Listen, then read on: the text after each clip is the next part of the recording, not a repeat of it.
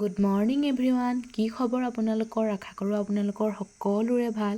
মোৰ যে ইমান এটা ভাল নহয় দেই। ভাল নহয় কাৰণেই কেইবাদিনো আপোনালোকলৈ মিনি ব্লগ যে দিবই পৰা নাছিলোঁ। তাৰ বাবে যোনে যোনে মোৰ ভিডিঅ'বোৰ চাই ভাল পায় তেওঁলোকক ক্ষমা বিচাৰিছোঁ।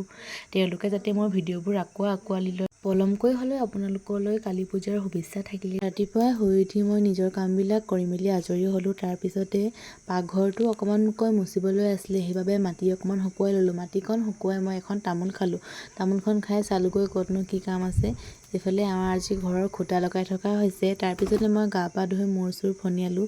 তাৰপিছত সন্ধিয়ালৈ মায়ে পাত ছিঙি আছিলে। এই পাতখিনি নিবলৈ বুলি মোক মাতিলে, সেইবাবে মই পাত নিবলৈ আহিলোঁ মাৰ লগত। এইফালে আমাৰ গৰুজনী নতুনকৈ পোৱালি দিছিলে যে, সেইবাবে তাইক দূৰত বন্ধা হোৱাই নাই, ঘৰৰ ওচৰতে বন্ধা হৈছে। এইফালে মায়ে গৰু ছাগলী বান্ধি ল'লেহি বুলি কৈছোৱে হয়। আমাৰ ছাগলীকেইটা যে যিহে উৎপাত, মোক দেখি এতিয়া সোমাবলৈ গৈছে, এইফালে সিহঁতি নোসোমায়ে। মই ভৰি হাত ধুই মেলি পাকঘৰটো অলপমান চাবলৈ বুলি আহিলোঁ।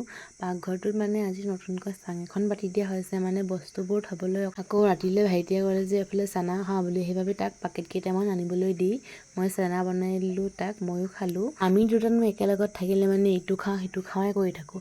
সেইবাবে আমাৰ চানা খাই কিনে পেট নভৰিলে সেইবাবে আকৌ সি ক'লে পকৰি খাওঁ, সেইবাবে পকৰিকে বনালোঁ।